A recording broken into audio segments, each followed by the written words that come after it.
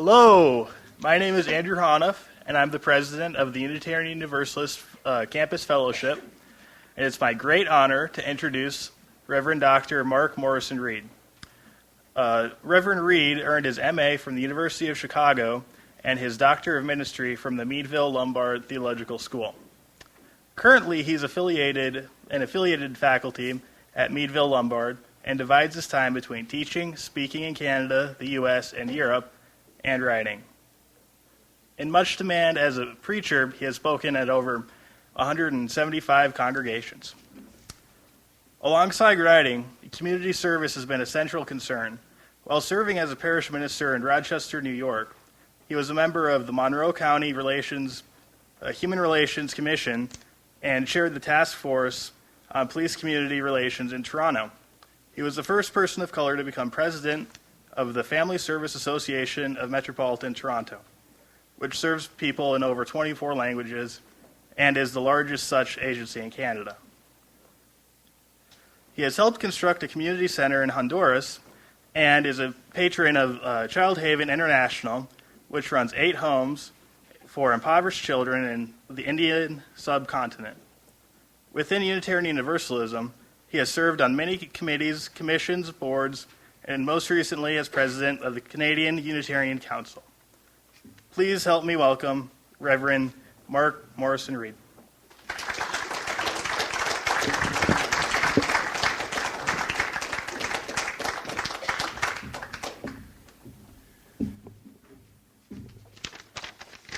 Hello. How are you? Good, good. So, we're going to go on an adventure here. Can you hear me? We're okay. Okay, good. So, 2012, we're in the midst of the what? Primary season. It's upon us. What's tomorrow is the primaries in Florida. Okay. And I guess you guys, we're in Iowa. You guys know all this, right? Right? I mean, y'all got it set in motion, right? That's what I hear. Okay. And what'll happen? I don't know. You don't know. What we do know with hindsight, though, is about 2008, that the presidential election ended and we entered into a new cultural reality, at least a cultural reality. And I was relieved, but not why you think I was relieved. I was relieved because he cleared out of my neighborhood. It's the neighborhood in Southside Chicago where I grew up, you see. The Obamas lived 2 blocks away from my father. Nearly 50 years there, and we'd never seen anything like it. I mean, you can't approach the place. The sidewalk's cut off with metal fences around it. And there used to be a bus stop on 51st and Green, but the bus stop disappeared. It's no longer there. And there's cops and cruisers all over the place, and there's Secret Service SUVs with blacked out windows, and there's concrete barriers in the middle of the street, and there's helicopters overhead. I mean, it's crazy. And then there's the detours and barricades that were meant to keep me from, I can't drive north toward his house. That's the deal. I can't even go in that direction. I have to go south first, and then either east or west. East or west. So I skirt around the block on which he lives. You can see why I was relieved when he moved on. Now, as Americans, we detour around the issue of race as well, at least in mixed company. And increasingly, presidential candidates have learned to skirt around it too. They've learned that a misstep is, so easy. The late governor of Alabama, George Wallace, I know you older folks do, but George Wallace, ardent segregationist, you know that, right? In the 60s, he would stand no chance, absolutely no chance today. Except astute politician that he was, by 1979, he had already disavowed racism, saying, I was wrong. He said, I was wrong. George Wallace. Now, apart from the politics, there is a way in which the election of President Obama in 2008 is emblematic of a shift in the American psyche. Why? Well, because he embodies the evolution of America. His identity is impossible to categorize. I mean, what is with Midwest and Kenyan, European and African, Christian and Muslim roots? Well, he's neither this nor that, and he certainly does not fit the box labeled, not well into the box labeled black. I mean, his existence runs smack into and confounds a quintessential American problem, our propensity to racialize issues. Okay, so if I describe someone to you whose father worked on the atomic bomb, whose mother's ancestors owned slaves, his birth certificate says his parents are white, he was educated in a Swiss boarding school, and his wife is Canadian, and then ask you, is this person white or black? You'd roll your eyes and look at me as if I was putting you on. That person's me, and I wasn't adopted, gang. Now, I wrote the book in between, I've got a copy here. I wrote the book in between Memoir of an Integration Baby in order to talk about my own coming of age during an era of turmoil and transition. But it's also about the evolution of America. It explores what it is like to inhabit this space in which one is neither this nor that. And it points to a conundrum.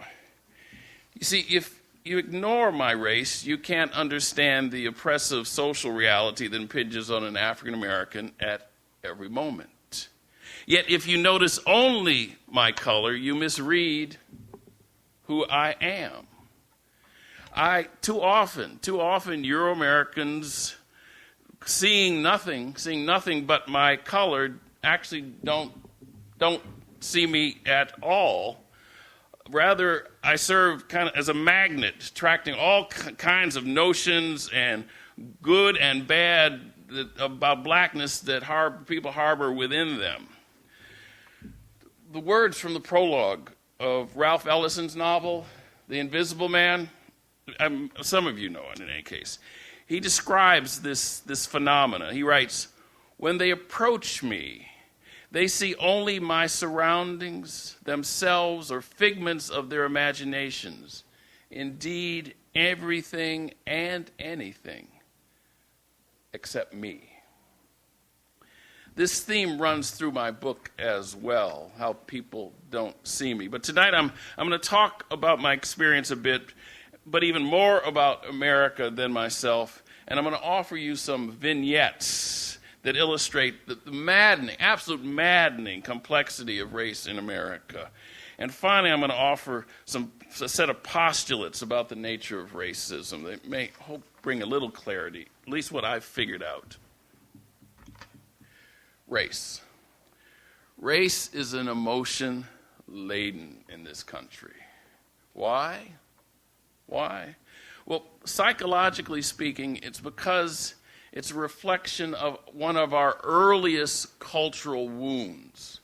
Our earliest cultural wounds as a nation. I touch on this in the first chapter of my memoir. I'm going to read just that piece of it. Early America was no empty wilderness waiting to be settled by Europeans. That myth helps us to evade the painful truth that the real American wilderness is a moral one. The genocide of Native Americans, called black ducks by the English colonists who hunted them, was a sin compounded by the enslavement of kidnapped Africans, called niggas, as they were sold on the auction block. Deemed savages and brutes, neither group possessed any rights a white man was bound to respect, and so Aboriginal land and African lifeblood fed the infant nation's avarice. Indeed, the Constitution, our country's most sacred document and guarantor of freedom, had slavery written into it. So, around this trauma, a complex formed. Its polarities are freedom and slavery. America stands for liberty and yet allowed and thrived on slavery. Having not yet figured out how to deal constructively with this tragic, conflicted history in a way that would transform it, the tension resides in our collective unconscious, our communal psyche still. Housed inside, it's rarely articulated, much less understood, and masked by the pretense that it's been resolved. And then what happens, though, is it actually gets projected out there. This process, one in which we are actually quite unaware, can be seen in our hypersensitivity to anything that touches on race. It's numinous. It seizes our attention. It actually raises our anxiety. Example, July 2009. Harvard professor Louis Gates, I don't remember, some of us remember this. He's arrested by Officer Crowley. Do you remember this happening? It made significant press. So what happened? Professor Gates' door was jammed. A neighbor, seeing two black men struggling to get the door open, does what? Calls the police. Now, it's impossible to strip the elements of race from the encounter. Now, did the woman who called the police think she was being a responsible citizen? Of course she did. But does the neighbor make the call if it's a middle-aged white man trying to get into the house? Yeah, I bet she's not sure. Can she escape the stereotypes of black men that we all live with? Unlikely. What posture does the officer take when he finds a middle-aged white man who's clearly made himself at home when he arrives? How does Professor Gates react if his background does not include hundreds of years of abuse and the concomitant wariness? Can he simply ignore all that conditioning? I think not. Another little passage from my book captures how automatic it is. You got to imagine me, big fro, I'm a complete hippie, okay? I'm in Northern California trying and failing to hitchhike a ride north on Route 70 through a forlorn rural scrubland. No cars in sight. Just simmering waves of heat rising from the asphalt. As the sun crept higher, I unstrapped the black umbrella from my backpack, opened it, hid underneath its shade. Just then, a highway patrol car cruises by. I stiffen. It made a U-turn. It came back toward me. I remember all the times I've been stopped by cops. The car pulled up. The officer leaned over. From behind mirror sunglasses, he says, "You'll never get a ride here. Hop in and I'll drop you in a better place." I offer a big smile, slid into the seat next to him, and just in case memorized the name on his badge. When he let me out just south of Yuba City, he bought me a Coke. As he drove away, I laughed at myself and readjusted my view of the world a little. You Americans need to understand, I can't turn that reaction off. I mean, there's no switch that turns it off. I resonate with former Secretary of State Colin Powell, who you know was African American. His comment about the whole crisis was this: I learned that to survive, I had better be clear about who has the gun and the power, he wrote. Yep, I think so. So I take charge in those situations, I smile, I am calm, I'm accommodating. Professor Gates must know that. So what happens? Did he forget? Well, you see, it's real hard. It's real hard to strip the racial dynamics out of their interaction. But I think I'm going to try to look beneath it, because I think there's something else there. What do you have if you look beneath the race issue? You've got two alpha males. Two alpha males. A renowned professor qua TV personality, and a police sergeant. Both of them used to being obeyed and deferred to. So they instantly trigger one another. Now, perhaps common sense will prevail. But no. Gates is sick and tired, as well as sick and tired of it all. And the officer, I assumed, reacts to that. He's trapped in part by his departmental procedures. I mean, things he just has to do, and by his reaction to being fronted on, challenged. And boom, what do we have? Headlines. We have a presidential misstep in his comments, and then we end up with three miserable men pretending not to be sharing a beer on a patio near the White House Rose Garden. You remember, that's how it ended, gang.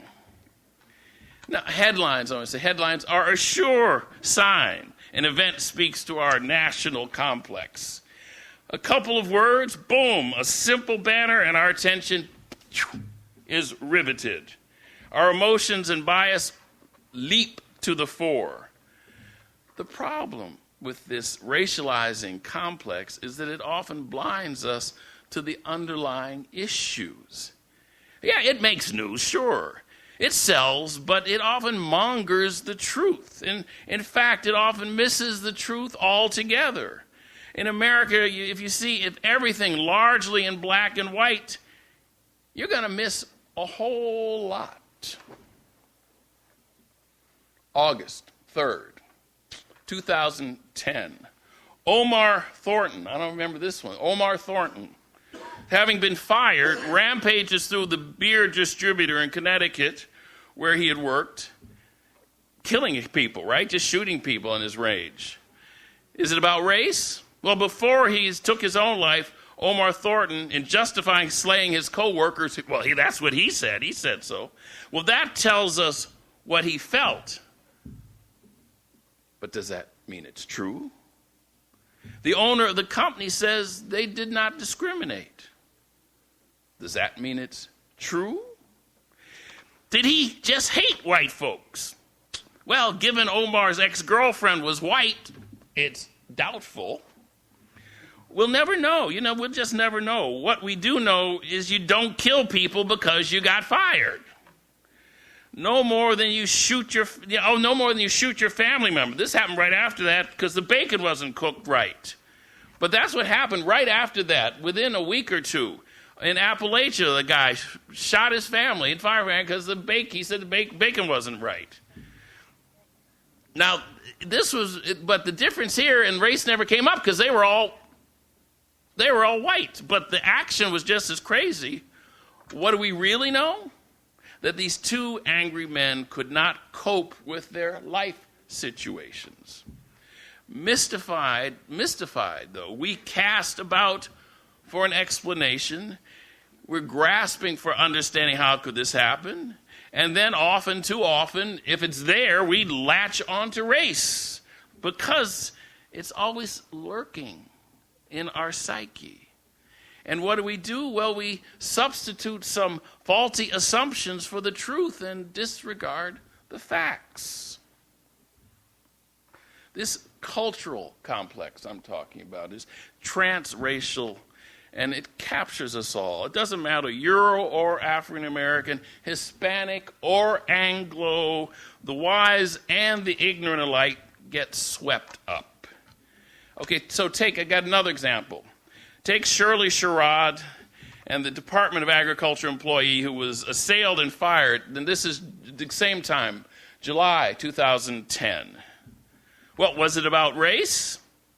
Well, you remember what happened? She was delivering a talk, and she was talking about actually how she had overcome her own bias for the white farmer and how she had done the right thing.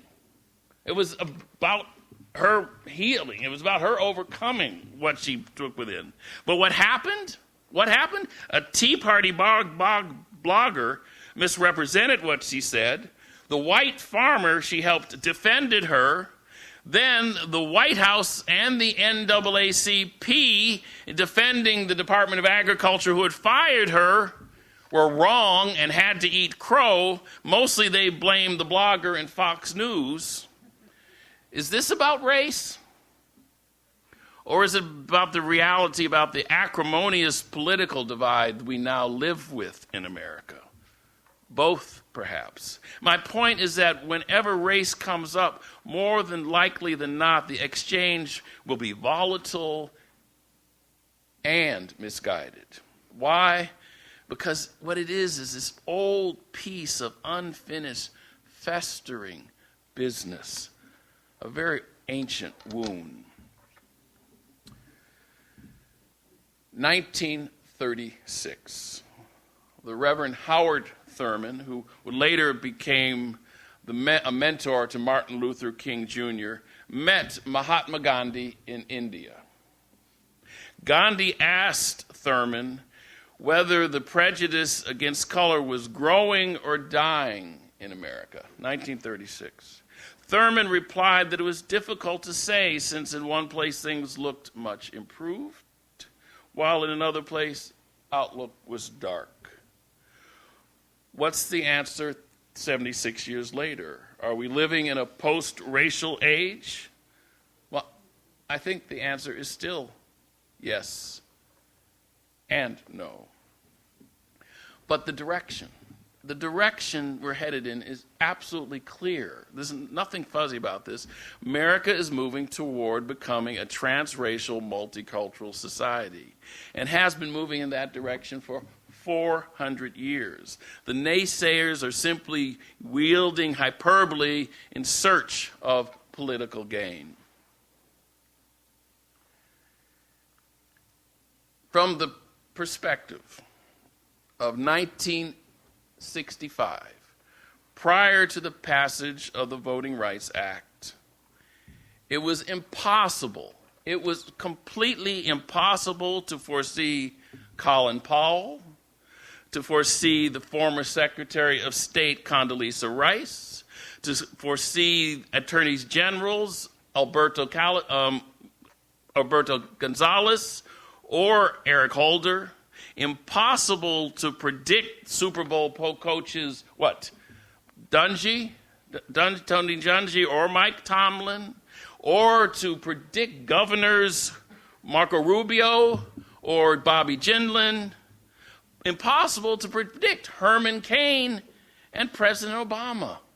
You can't get there from 1965. Forget your perspective. Just forget your perspectives. The viewpoint that really counts in the long run are the preschoolers who know what? Not cognitively, but viscerally, that the president is a brown-skinned man, and the woman their mother all watch on television every day until recently was who? Oprah. At this moment in American history, the two major iconic figures are African Americans. So these kids do not think this is achievement. They feel this is normal. So to paraphrase the 19th century radical Theodore Parker, which is Martin Luther King paraphrased him, he said, "The arc of the universe is long, but it bends towards justice." Now, some people believe that we have put race behind us. Many hope that we will. Others find this change completely confusing, threatening even, and white supremacists are alarmed, enraged even. Our ongoing reactivity to this issue of race is obvious.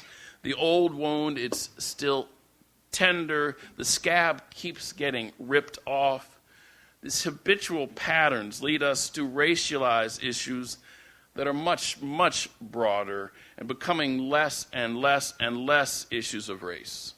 What are they? Poverty, the growing income disparity, the disappearing middle class, immigration reform, environmental degradation. Right after President Obama's inauguration, when in the excitement was still running high back then, I wrote a column for the Washington Post online. And it's worth repeating because it's part of the answer to the problem I've been ruminating about this evening. It was introduced with this headline: "We need a national fast day." We need a national fast day. The first time I attended a Passover Seder, I was 13. As an African American, celebrating one's deliverance from slavery made sense to me. For some of my family, slavery, though, was a taboo topic. My great-grandmother refused to talk about it. My grandmother denied that anyone in her family had been a slave. But my great-aunt Irene, who never let details get in the way of a good story, talked freely. Lincoln's Emancipation Proclamation had set my great-grandmother free. Just as the Jews celebrate their deliverance at Passover, we Americans celebrate our democratic principles on the 4th of July. But I believe that if we African Americans are to overcome our sense of ambivalence about America, more is required. Since President Obama is given to evoking Lincoln, I suggest that he follow Lincoln's lead and proclaim, as Lincoln did in 1863 and 1864, a day of national humiliation, fasting, and prayer. Why a fast day in addition to Martin Luther King Day Jr.? Martin Luther King Jr. Day? The religious act of fasting was once a national custom, a custom which ended following Lincoln's assassination. What I propose is not just another holiday, but rather a day of contrition and somber reflection. America is a great nation built on Aboriginal land, African lifeblood, Chinese coolie labor, Japanese internment, and Mexican migrant labor. Just as we honor our principles, presidents, and veterans, we need to honor all those who were sacrificed. If on such a day we together acknowledge and grieve our failures, past and ongoing, might not Americans set out the next day to make it right? Over 50 years ago, James Baldwin wrote, "The history of the American Negro problem is not merely shameful, it is also something of an achievement. For even when the worst has been said, it must also be added that the perpetual challenge posed by this problem was always somehow perpetually met." Obama's presidency attests to the correctness of Baldwin's insight and conclusion that it is precisely this black-white experience which may prove of indispensable value to us in the world we face today. Americans resonate with Barack Obama's refrain, "Yes, we can," because we believe change is always possible and that hope will prevail. What began as the American Revolution has been and remains an ongoing revolution, one that saw slaves freed and women enfranchised. A national fast day would serve as a sobering reminder that the American Revolution is yet unfinished and that the future rests in our hands. I still think it's a good idea. I'm waiting for the president to call. But they tell me he's too busy right now. Now, in addition to this column, in addition to my memoir, and in addition to the vignettes, I've had to think hard about this. I've not been able to take a detour around the issue of race. And so this hard reality which shaped my life, I've actually developed a set of postulates. I'm going to show those to you. And I'm going to walk you through them and then at least in part explain the situation I think we find ourselves in. So if we could walk through this. Okay. The nature of racism and how it affects us.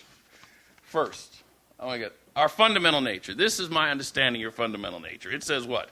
No one is born a racist. There is no original sin of racism. What we need to be, each of us, is to be held, fed, and feel the world is absolutely delighted with you. That's what each one of us needs. Now, don't go anywhere yet. Now, if the person who's doing that is purple, does a baby care? I don't think so. If they have polka dots, does a baby care? I don't think so. It's not. If these things are in place, a baby it will come out feeling whole and well-adjusted. Next, please. What else do we know fundamentally? The children, by nature, are curious about everything. Difference only momentarily frightens them. They will adjust if there is no danger and their fear is not reinforced. So what happens? You know kids are, I don't need to tell you this, right? You know kids are infinitely curious, right? Everything goes in their mouth, everything they run in. I mean, that's why you child-proof houses, right? I mean, you all did it. I know you all did it. You're into everything. So that's just part of our nature. So what happens when you got scared? You know exactly what you ran to your mother, your father. What'd you do? You threw your arms around their legs. You went, ah! You cried or whatever you did for a while. And after a while, 5-10 minutes, that gets real boring. And if everything was okay, what did you do? You know what happened. You marched back out because the world is much more interesting than sitting around holding on, crying about it. So you marched back out. I'm guaranteeing you, every one of you did that. If your fear was not reinforced, and that's the piece, what happened was in very subtle ways, it was reinforced. Next, please. What else I got? Children.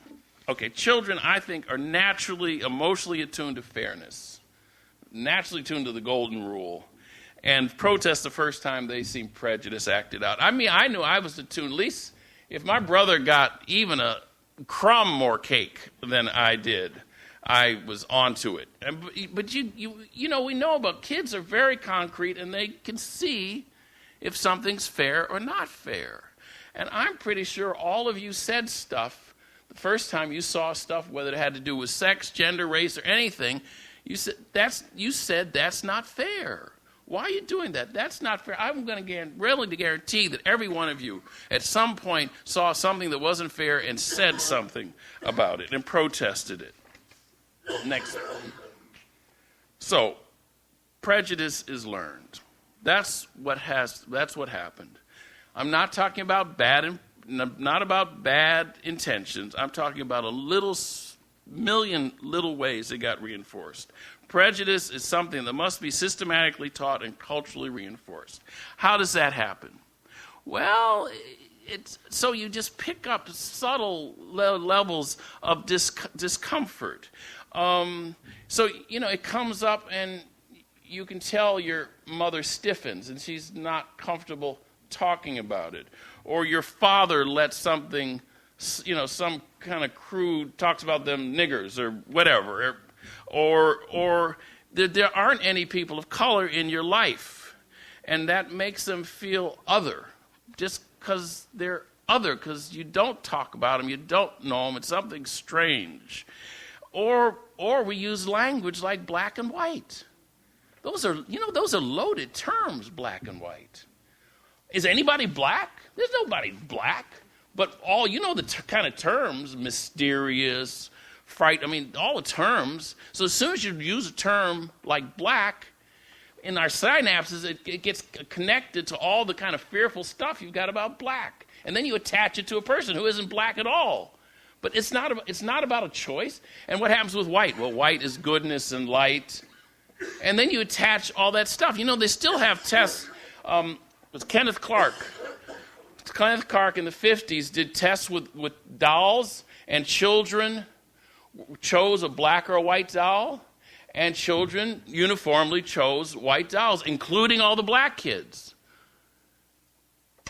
They've redone that test, and the same thing happens.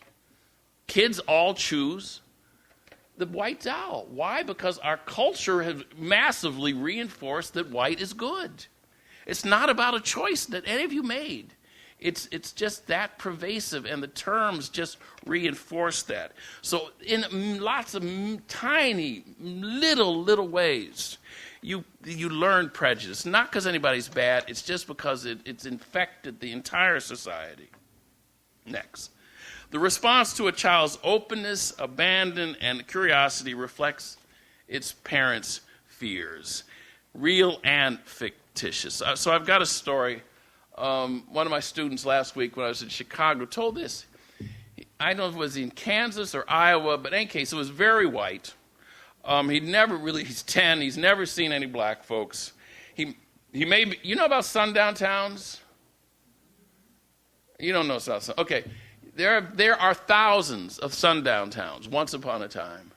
Sundown town meant if you were black, you had better be out of town before sundown. This was everywhere, north, south, that was the rule. So he thinks he was in a sundown area, and he saw a car pulled up. It was a black family. And he could see the father got out looking for help because the car was smoking. And he needed to use the telephone and get a mechanic. And his parents were cordial and invited him in, but the kids were not allowed out of the car. The kids, and they sat there for hours, and the mother and father refused to let the kids out of the car. He wanted to play with the kids. They wanted to have them in to have lemonade, but they wouldn't come out of the car. Why wouldn't they come out of the car? Because they didn't know where they were. They didn't know what kind of family this was, because they were actually terrified. Because it gets reinforced on both sides. It goes both ways. It's not just that, white folks do stuff. It's black folks scared of what might happen. But what was it like for him? Well, it was massive confusion. You got to imagine this 10-year-old, just a massively confused state. Well, why can't they come out? Why can't they play? Why are they staying in the car? And so what does he learn already at 10? Well, there's something there. There's something active. There's something in black, Afro-American, Euro-American relationships that's there that's confusing, that he doesn't understand. He grows up with it unconsciously. But is he at ease in a relation? Well, no. He's got this background that tells him this is not an easy relationship. This is not something that's going to unfold naturally. So that's the million little ways that reinforce this. The response to a child's moral protest, I was talking about earlier, is often anger, with or without violence, hushing, shaming, scolding, or withdrawal of affection. That's what happens when the kid says, "So that's not fair," or "That's not fair," or "Why are you doing that?" Parent is, if it's a liberal parent, they may just be embarrassed, but a kid, I can't tell, he picks it up instantly. So you get hushed. "We don't talk about that, dear. We don't say, let's not, don't do that." Next. So a child faces a dilemma. Since the child needs and idealizes his her parents, as well as needs and feels belongs to a group. Child needs that, so they face this dilemma. What do I do? They've told me not to talk about it. I need them desperately. So the child next experiences moral confusion and emotional pain. They're paralyzed. They don't know where to go with this. And so what happens? In response. So, our lives, what happens then? We remain silent and therefore lose faith with ourselves. I've got an example of that. And this is from my family, actually. We're in California. I'm 18 at this point, and we're driving around. The whole family's there. And my father, I don't know, one of us said something, and Dad said, to my complete, utter dismay and shock, "Oh, they ain't a bunch of Polacks out here."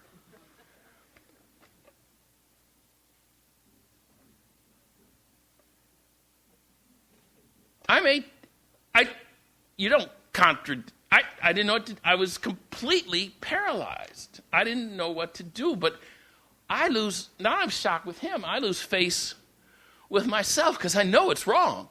And what did I do? I did nothing. You've all been in that situation. You saw something. You knew it was wrong, and what'd you do? Nothing. Who pays for that? You lose face with yourself. So that's one of the pieces. If you need to join, you join in order to win back approval from your buddies, your family. And then what do? We narrow our lives to avoid repeating the situations and the unbearable sense of shame we carry. And then we come to fear difference. So what happens is our lives get narrower and smaller, and we just buffer ourselves so that we don't have these interactions that are so uncomfortable. That's how we handle it. And then we just kind of become unconscious of that it's an issue because we don't want to live with that tension. Next, please. I mean, often we don't even recognize it as a problem. So the other piece that reinforces this in terms of culture is miseducation, falsehoods, distortions, primarily omissions, reinforce one's confusion and further promote isolation. Oh, another example. So you didn't know about sundown towns. Do you guys know about Oregon? Oregon? No. Okay. Oregon, you could not hold slaves if you were in Oregon. Was not legal before the Civil War. Couldn't do it. If you had a slave, you had to free them if you went to Oregon. And the slave had a year to get out. Had to get out. There were no black folks in Oregon. There were no black folks in Oregon because you couldn't be there. State law. Not until they needed them during World War II to build the Liberty ships. That's how it gets. So Oregon's pretty white. I think there's other states that had, you say we have housing segregation? Well, sometimes just that you couldn't live there because it was illegal. Another example. GIs came home from the war. Like there was almost 1 million black GIs. You know what they didn't get? They didn't get GI loans. They didn't get GI loans. That meant they didn't get these loans so they can go buy a house. Now, what does that do? You think that's a small thing. It's not a small thing because what did it do? It prevented them from building assets. So all the Euro-Americans that came out, got those loans, were able to buy houses and accumulate wealth. And that right was given to no African Americans. So how does that play out a generation later? Poverty, or at least you don't have the asset base. You don't have the same choices white folks have. And then they look and say, well, what's your problem? Well, it was never a fair deal anyhow. And they say, well, now the rules, it's fair. We made it all fair in 65 and 66. Well, it's not fair because when they made the rules, changed the rules, it didn't change my economic situation because that was stacked against me already 20 years earlier. I'm supposed to make that up miraculously? They didn't hand out 40 acres and we're supposed to get 40 acres and a mule. That right after the Civil War. Well, if that had happened, we'd have a different situation. That didn't happen either. And so white folks get confused. Well, what are you black folks complaining about? Why are you whining? Well, it's because white folks don't understand that it was not a fair deal and 400 years of stuff doesn't take care of itself in one generation. How's that? It doesn't make sense. It doesn't make sense to me that would somehow. So you say, well, how come they're whining? We're not whining. We're just saying it wasn't fair. It wasn't fair then, and now to pretend that we're on an even race or an even platform is misinformation. And why?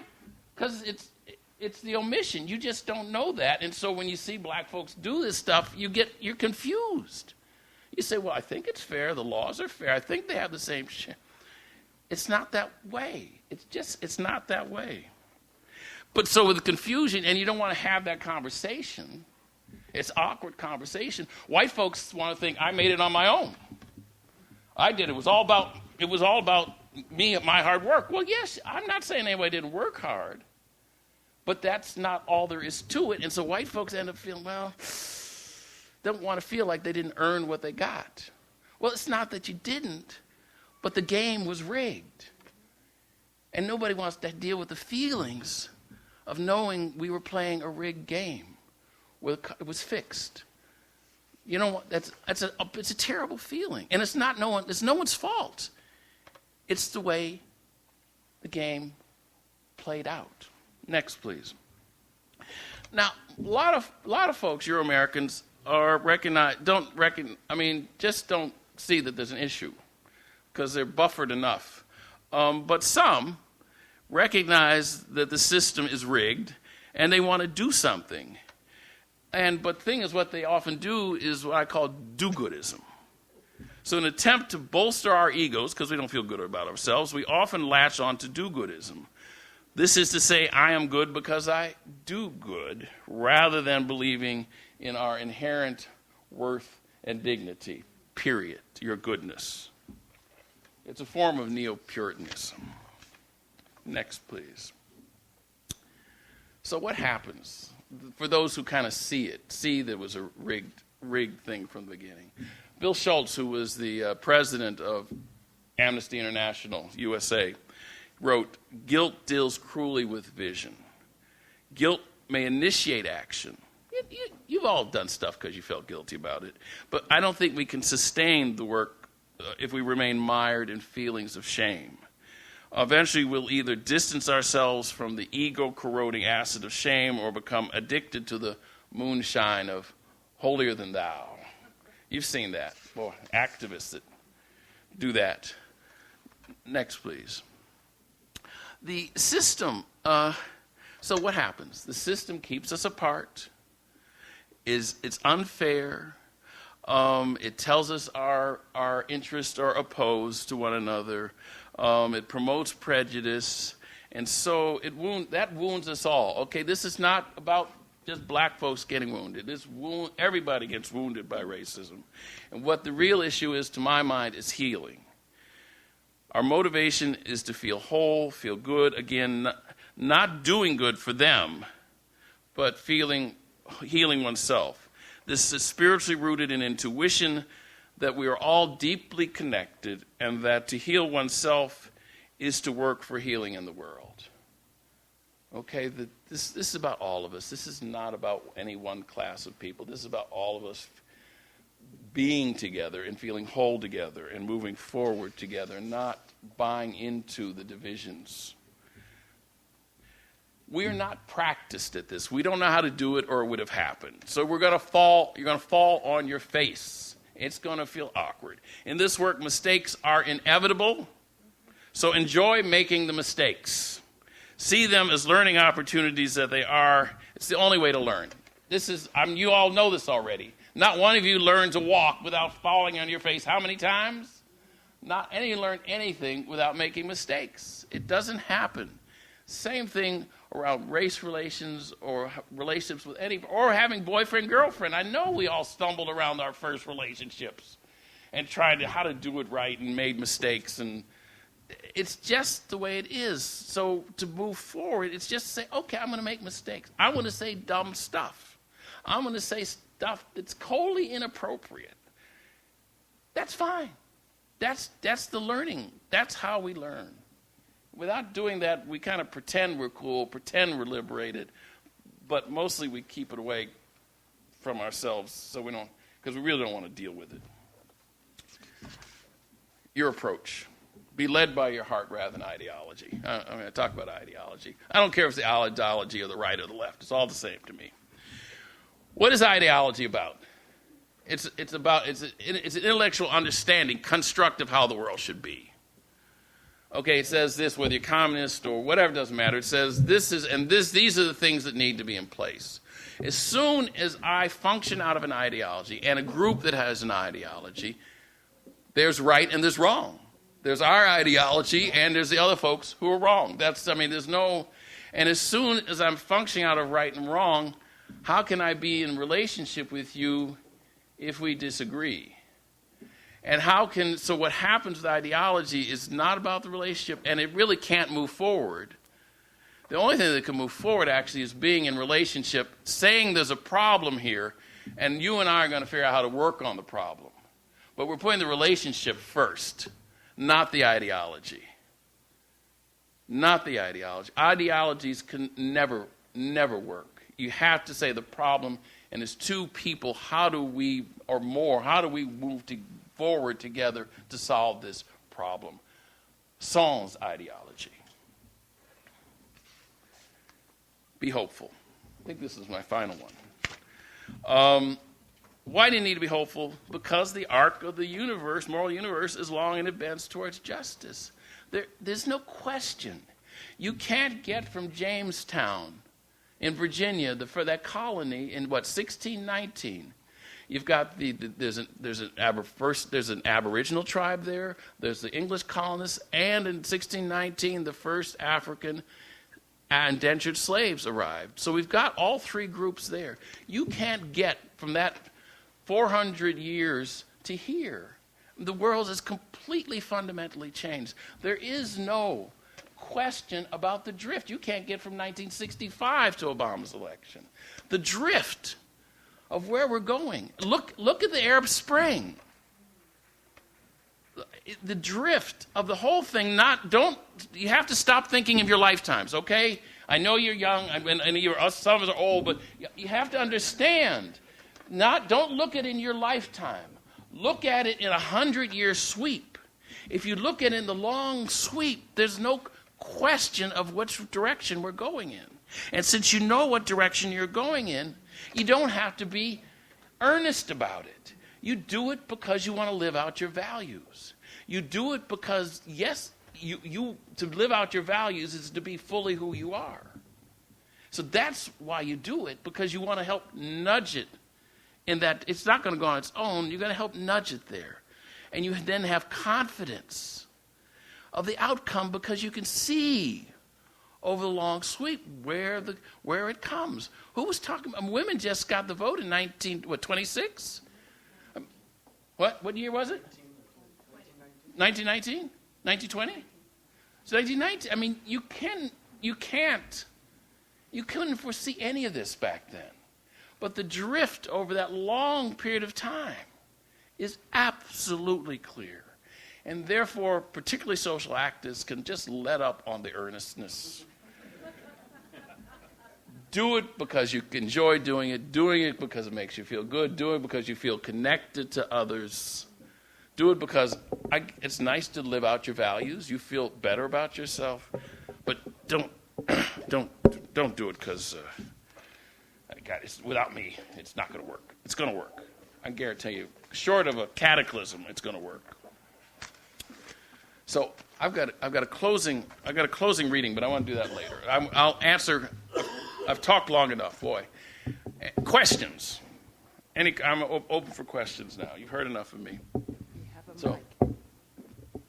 We have a mic.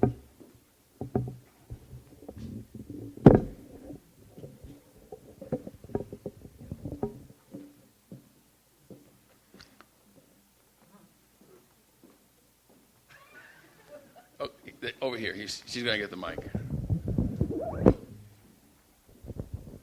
My question is, you find commonality with a lot of people in your travels about your view? Did you get that? Good question. He asked whether I find commonality.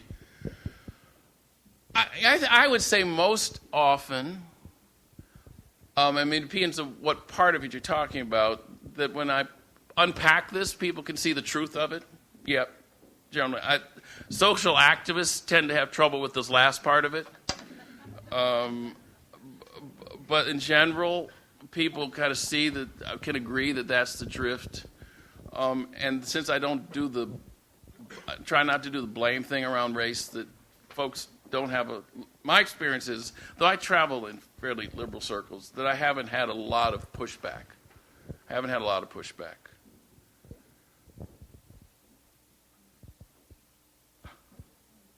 Oh.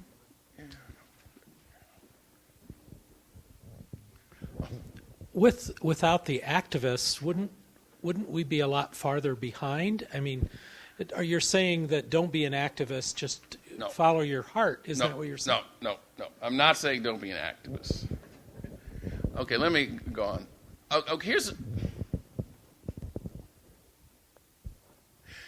I'm going to talk about spirituality, not about religion per se, but spirituality. My understanding of what spirituality does is it takes you deeper into yourself and deeper into your connection with the world and others. If you are feeling truly connected to the world and to others, you will be compelled to act. So to the degree that you cultivate your sense of connectedness and have a stronger sense of self, you won't be able to help yourself but to act in the world. The trouble with most activists on either side is they start from a point of view of ideology, and that's their motivation, not our connectedness, not solving the common problem, but imposing my vision of how the world ought to be. Mine starts from our connection and says, yeah, I see someone suffering. I want to respond to that. I need to do something about it because I feel connected. So they may do the same actions, but it's a shift of where that action is coming from. And so I don't think I'm saying don't act in the world. I'm questioning where that action comes from and how flexible you are in that action. I mean, I'm touchy about this. I talk about this in the very beginning of the book. I was, because in the 60s, I was not a strident, militant, black power militant. I was attacked. I was physically attacked. And I was shunned because I didn't fit the role of what they thought a black militant should be. I was Uncle Tom, and they kicked my butt. And I've been suspicious. I have been suspicious of activists ever since. And I don't care if they're the right or the left, because I didn't matter. They didn't see me. They saw their ideology, and I didn't fit it. And I became the enemy, and they came after me. So that's why I have trouble with all activists, because I smell that. Thank you for your talk. I'm wondering, so in religious circles, there tend to be a lot of ideologies. People tend to like ideologies. So how does your message work as a representative of a religious body and a leader in that body? Thank you.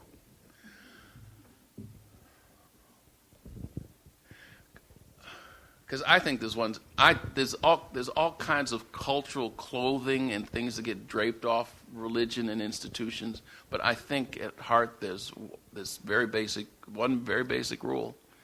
And it's not even a rule, it's the golden rule. Do unto others as you would have them do unto you.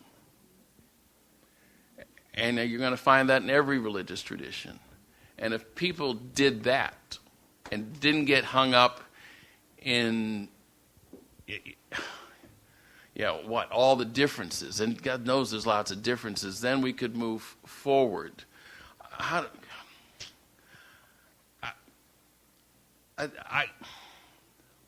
hardly know what to say.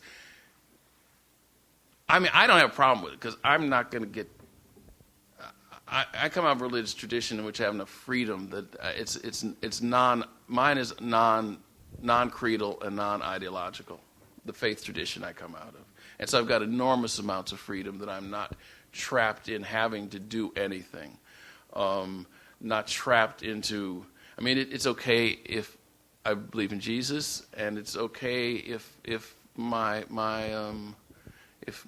sensibilities are more Buddhist. That within my tradition, within Unitarian Universalism, there's no conflict there. There's no conflict there at all. So for me, it doesn't pose a problem. Well, I want to come back. Good, thank you.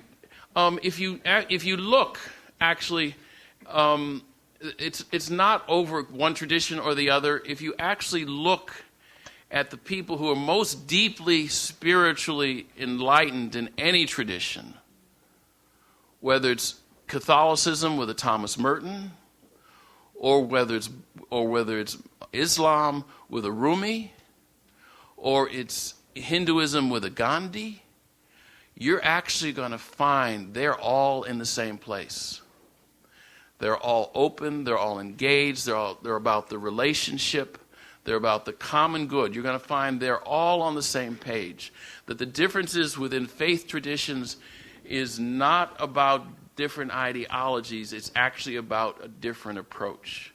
Some people in faith traditions want rules, want doctrine, and say, this is how it is, this is black and white, these are the rules I'm supposed to live by. Don't confuse me with this, refs. I just want to know how I'm supposed to do it. Tell me the rules. It's very concrete, it's very specific, and then there's others in these traditions that approach it completely differently, that see the rules are just kind of a manifestation, but they're not the end product. The end product is being in relationship to others and to the divine. And whatever will take me there is the path I follow. So I don't think the tension is actually between faith traditions. I think it's within traditions, given what your approach is. Thank you. That was a good question.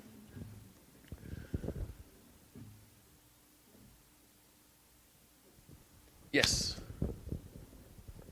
Next home. Look up on here.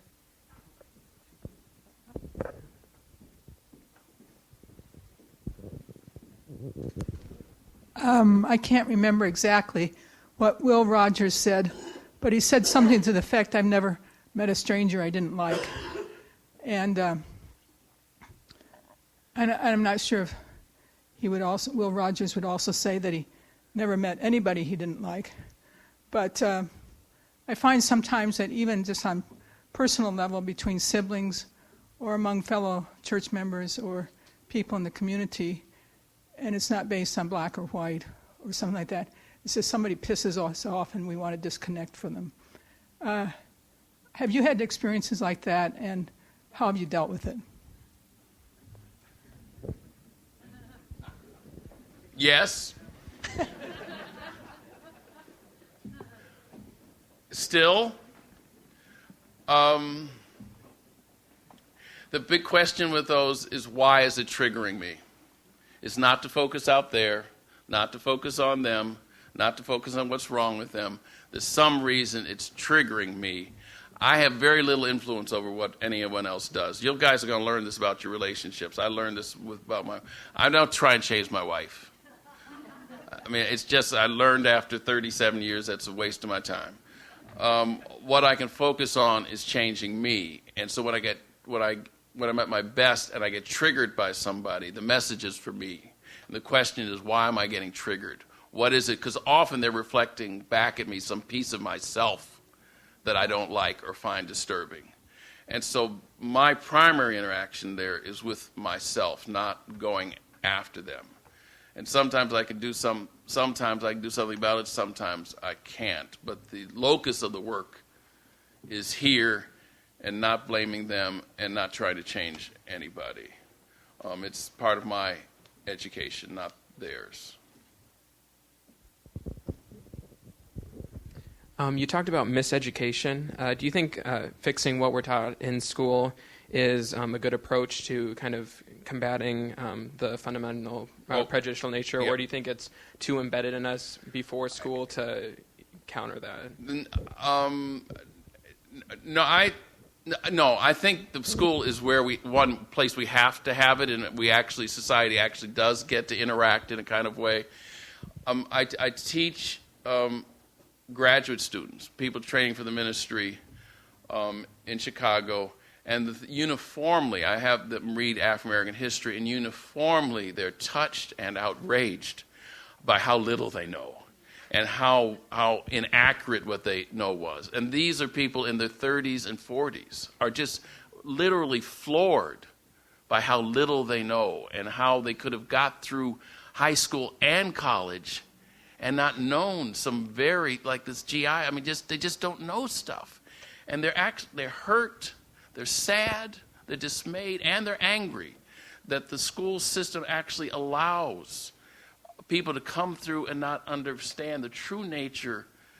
I mean, America is great. We don't need to soft soap. I mean, we can accept what happened, but we kind of cover it up as if it was an embarrassment. It is what it was.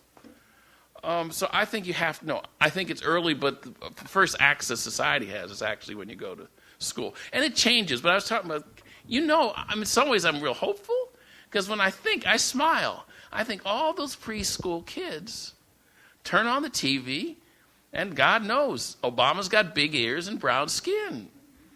And all their what they say, their mothers for decades have been looking at Oprah. Now, and I assume your mothers did. What does that do to a kid? It's not an achievement. It's like, well, yeah, my mother reads O. My mother looks at Oprah.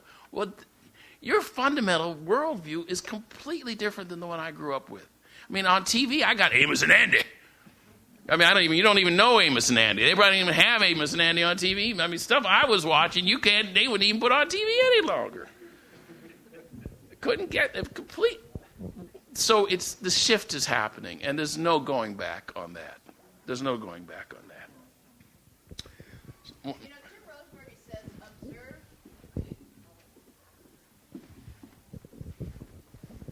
Jim Roseberry says, observe, absorb, allow, and then have the courage to live intentionally.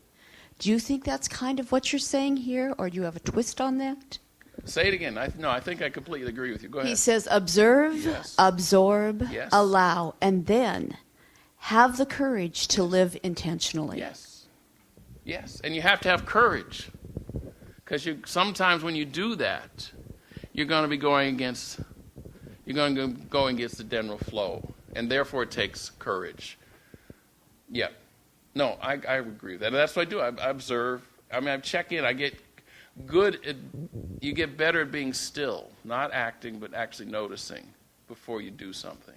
It took me a long time to figure that out. Okay. So I've got one last thing. It's a reading from a colleague of mine, and it's responsive. So you've got a line, and I'm going to read, and then when I put my hand out like this, you're going to respond back to me. Okay? And your line is quite simple. It's just, it will not matter. Can you say that? It will not matter. Okay. Marjorie Bowens-Wheatley wrote this. In recognizing the interdependence of all life, we strive to build community. The strength we gather will be our salvation. If you are black and I am white, if you are female and I am male, if you are older and I am younger, if you are liberal and I am conservative, if you are straight and I am gay, if you are Christian and I am Jewish, if we join spirits as brothers and sisters, the pain of our aloneness will be lessened as we build community, and that does matter. So be it. Thank you.